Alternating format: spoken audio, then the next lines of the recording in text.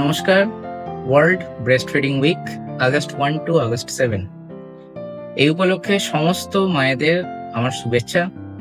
কারণ আপনারা যে কাজ করতে পারেন সেটা বোধহয় আর কারোর পক্ষে করা সম্ভব নয়।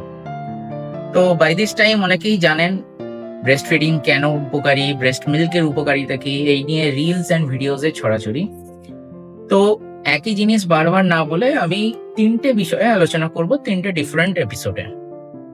একটা পার্টে থাকবে ব্রেস্ট ফিডিং কিভাবে করানো উচিত, দ্বিতীয় পার্টে থাকবে ব্রেস্ট ফিডিং করতে গিয়ে মায়েদের অনেক সময় ব্রেস্টে পেন হয়, ব্রেস্ট টাইট হয়ে যায় বা নিপিলে ব্যথা হয়, তার জন্য কি করা উচিত। অ্যান্ড আরেকটা এপিসোডে থাকবে ব্রেস্ট ফিডিং এর আগে সবচেয়ে প্রয়োজনীয় জিনিস, অর্থাৎ ব্রেস্টের গঠন কিরকম হওয়া উচিত সেই নিয়ে কিছু বেসিক টিপস। দেখতে থাকুন। আমি ডক্টর সুনন্দন পাল, পেডিয়াট্রিশিয়ান। তো আজ প্রথম এপিসোড, ব্রেস্ট ফিডিং কিভাবে করানো উচিত।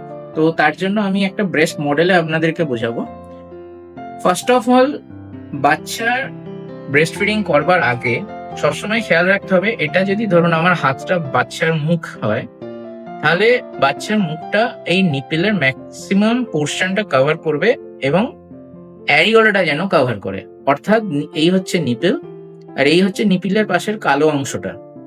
বাচ্চাকে যখন ধরাতে হবে এমন ভাবে ধরাতে হবে যাতে এই অ্যারিওলার ম্যাক্সিমাম পোর্শনটা কভার থাকে। অনেক সময় ধরাতে গেলে কি হয়, শুধু নিপিলে ধরে, কিংবা এরকম করে ধরে ওপর দিয়ে, কিংবা নিচ থেকে শুধু এরকম করে চষে। এরকম করলে কিন্তু নিপিলে পেন হবে। যতই সাফ করুক না কেন বাচ্চা, ব্রেস্ট মিল্ক আসবে না এবং সেক্ষেত্রে বাচ্চা ফ্রাস্ট্রেটেড হয়ে যাবে এবং নিপিলের উপর আরো জোরে বাইট করবে। তাতে নিপিল পেন বাড়বে, ব্রেস্ট ফিডিং করাতে পারবেন না, ব্রেস্টের দুধ জমে থাকবে এবং অসম্ভব পেন হবে। সেই জন্য ব্রেস্ট ফিডিং করানোর আগে সবচেয়ে উপযুক্ত এবং জরুরি জিনিস হলো প্রপার অ্যাটাচমেন্ট। অনেকেই বলবেন যে কারোর অ্যারিওলা একটু বড় হয় বাচ্চার মুখের থেকে।